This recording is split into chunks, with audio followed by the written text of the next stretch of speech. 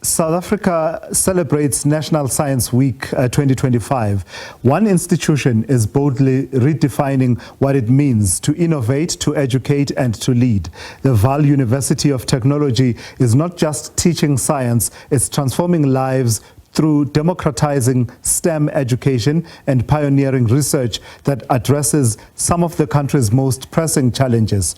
At the heart of this transformation is a powerful vision to empower a new generation of scientists, engineers, and innovators, many from communities that have been historically underrepresented is the word, underrepresented, to build a future rooted in knowledge, creativity, and economic growth. So let's take the conversation forward now and talk about VUT's work and its pivotal role in the country's scientific renaissance. I'm joined by Professor Khehla Ndlovu, who is Vice-Chancellor and Principal of the Vaal University of Technology. Good afternoon to you, Prof. Thank you for your time. I've been talking a lot about a vision behind your approach to the STEM sciences, STEM education, and talking about democratizing science education, science and technology education. Clarify what you mean exactly by that. Good afternoon, Mr. Simelane, and thanks for the opportunity. There's background noise, sorry. Yeah, let's see if we can improve it, Prof, while we push ahead as best as we can. So you were just going to outline the vision, but also the practice of democratizing science and technology education. I think what's important is that science is not something that should live in the laboratories. And here at VUT, we try to make sure that people where they are. We take our students, our researchers, and of course our ideas into schools, communities, and into spaces where access to science is limited. Through workshops, mobile laboratories, and actually bringing in or doing what we call practical demonstrations to make sure that science speaks to the real challenges people face, whether it's clean water, whether it's affordable energy, and of course our focus also this last month has been better digital skills for our young. I do acknowledge, Prof, that there is a bit of a difficulty even on my side in hearing you clearly. Let me see if it will improve, and let's try and take it forward. Are you able to talk about some of the groundbreaking research projects that you've undertaken that fall in line with this vision of democratizing science and education, science and technology education? Maybe I should give you two examples of our students. The first one, our IT diploma students recently competed in a BRICS Future Skills and Tech Challenge. That is going up against a team from Brazil, Russia, India, and China, where they developed solutions in areas like artificial intelligence and earned top honors. That shows that the ideas born in our classrooms can stand proudly on the global stage. The other one is one of our students from biomedical technology, who actually hails from Katlehong, who saw how much food is wasted every day and decided to act.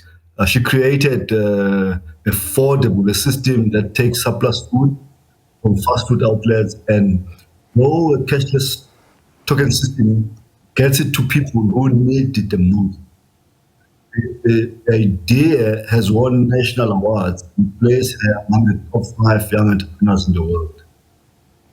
So I take it then from what you are saying, Prof, that real world applicability is really the currency at the moment in terms of science education. It's no longer fascination and intrigue, and I'm going to pursue this because it's a subject that fascinates and intrigues me. But increasingly, we are looking for real-world applicability, particularly within our own context, as opposed to it's applicable somewhere in the world, but it should be responding to the real needs of South African society. Am I correct in that assumption?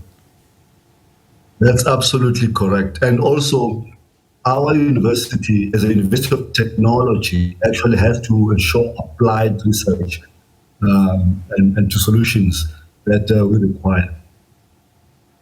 And then tell me about the participation of students from previously underrepresented segments of our society. How are you driving that exactly as part of this democratization that we've been talking about?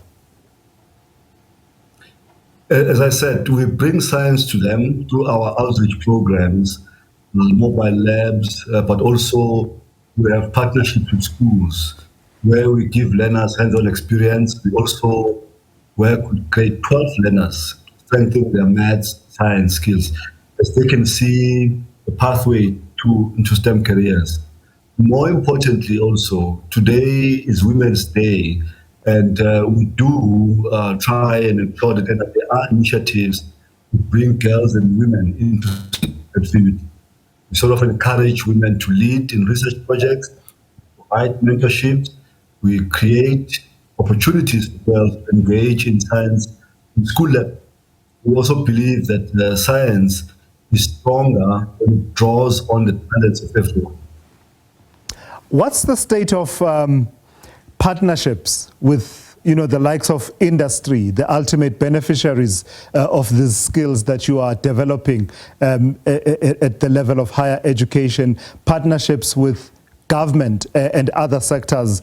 What's the state of that, and how important is it that those partnerships come to fruition?